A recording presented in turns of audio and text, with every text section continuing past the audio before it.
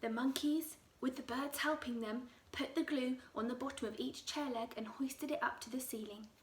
"Now the smaller tables," shouted Mugglewump, "and the sofa, and the sideboard, and the lamps, and all the tiny things, everything, the ashtrays, the ornaments, and that beastly plastic gnome, absolutely everything must be stuck to the ceiling."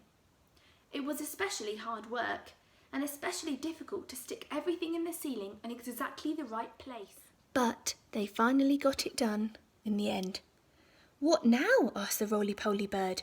He was out of breath and so tired he could hardly flap his wings any more. "Now the pictures," cried Mugglewump.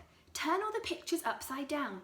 And can one of you birds please fly out on the road to see when the freaks will be coming back?" "I'll go," said the roly-poly bird. "I'll sit on the telephone wire and keep guard. You'll give me a rest." Chapter 26. The Ravens Swoop Over. They had only just finished the job when the roly-poly bird came swooping in. "They're coming back! They're coming back!" Quickly, the birds flew onto the roof of the house. The monkeys rushed back in their cage and stood upside down on top of each other. A moment later, Mr. and Mrs. Twit came marching into the garden, each carrying a fearsome-looking gun. "I'm glad to see those monkeys are still upside down," said Mr. Twit. "Oh, they're too stupid to do anything else," said Mrs. Twit. "Hey, look at those silly birds up there on the roof. Let's go inside and get our lovely new guns, and then it'll be bang, bang, bang, bird pie for supper." Just as Mr. and Mrs. Twit were about to enter the house, two black ravens swooped low overhead. Each bird carried a paintbrush in its claw, and each paintbrush was smeared with the sticky glue. And as the ravens whizzed over, they brushed a streak of glue accidentally on the top of Mr. and Mrs. Twit's heads. They did it with the lightest touch, but even so, both the Twits felt it. "What was that?" cried Mr. and Mrs. Twit. "Some beastly bird has dropped his dirty droppings on my head." "Oh, mine too," shouted Mr. Twit. I felt it. "Oh, don't touch it," cried Mrs. Twit. "You'll get it all over your hands. Come inside and wash it off." "The filthy, dirty brutes," yelled Mr. Twit. "I bet they did it on purpose. Just wait till I've loaded up my gun." Mrs. Twit got the key from under the doormat, where luckily Mugglewump had carefully replaced it, and into the house they went. Chapter 27. The Twits are turned upside down. "What's this?" gasped Mr. Twit as they entered the living room. "What's happened?" screamed Mrs. Twit. And they stood in the middle of the room looking up. All the furniture and big tables and chairs and sofa and lamps and the little side tables and the cabinet with the beer bottles in, the ornaments, the fire, the carpet, everything was stuck upside down to the ceiling. The pictures were even upside down on the walls. And the floor that they were standing on was absolutely bare. What's more, it had been painted to look like the ceiling. "Look," screamed Mrs. Twit. "That's the floor. The floor's up there. We're standing on the ceiling."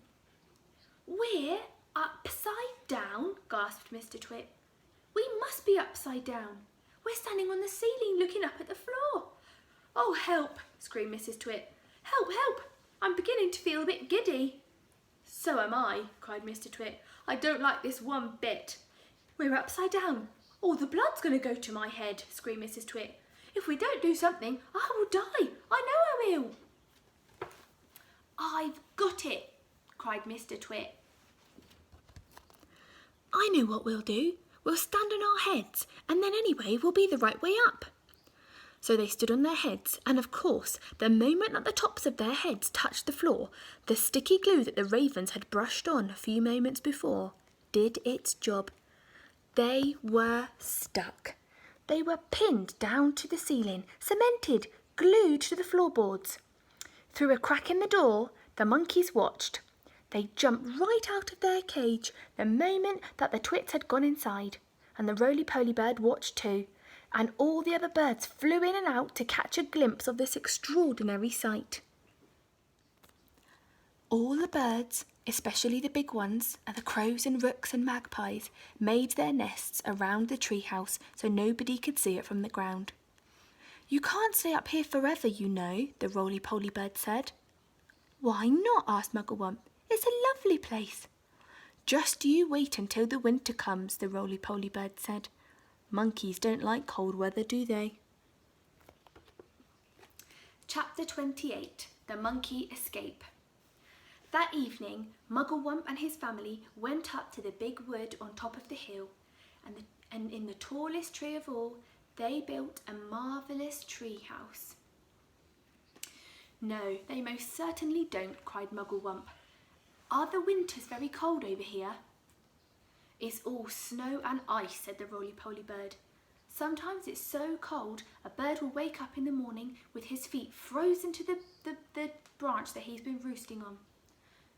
Then what shall we do? Cried Mugglewump. My family will be deep freezed.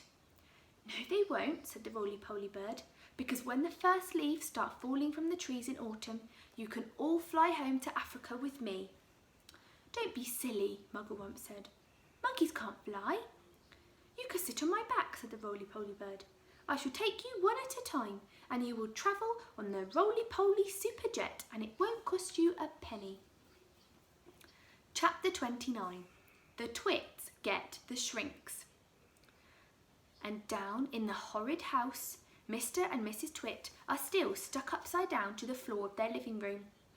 It's all your fault, yelled Mr. Twit, thrashing his legs in the air.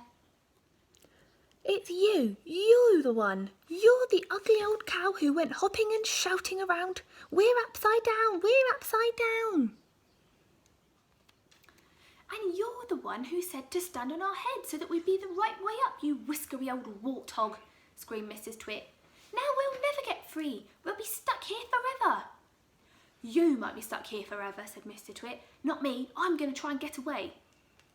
Mr. Twit wriggled and squirmed, and he squiggled and wormed, and he twisted and turned, but the sticky glue held him to the floor just as tightly as it had once held those poor birds to the big dead tree. He was still as upside down as ever, stood on his head. Heads are not made to be stood on, and if you stand on your head for a very long time, a horrid thing happens, and this is where Mr. Twit got his biggest shock of all. With so much weight from up above, his head began to get squashed in his body. Quite soon it had disappeared completely. It had sunk out of sight in the flabby folds of his neck. I'm shrinking, burbled Mr. Twit. So am I, cried Mrs. Twit. Help me, call a doctor, yelled Mr. Twit. I'm getting the shrinks. And so he was. Mrs. Twit was getting the dreaded shrinks too. And this time it wasn't a trick, it was a real thing. Their heads shrank into their necks, and their necks began shrinking into their bodies, and their bodies began shrinking into their legs, and their legs began shrinking into their feet. 1 week later, on a nice sunny afternoon, a man called Fred came round to read the gas meter. When nobody answered the door, Fred peeped into the house, and there he saw, on the floor, 2 piles of clothes, 2 pairs of shoes, and an old walking stick, and there was nothing more left in this world of Mr. and Mrs. Twit, and everyone, including Fred, shouted out, "Hooray!" 4-leaf clover stories over!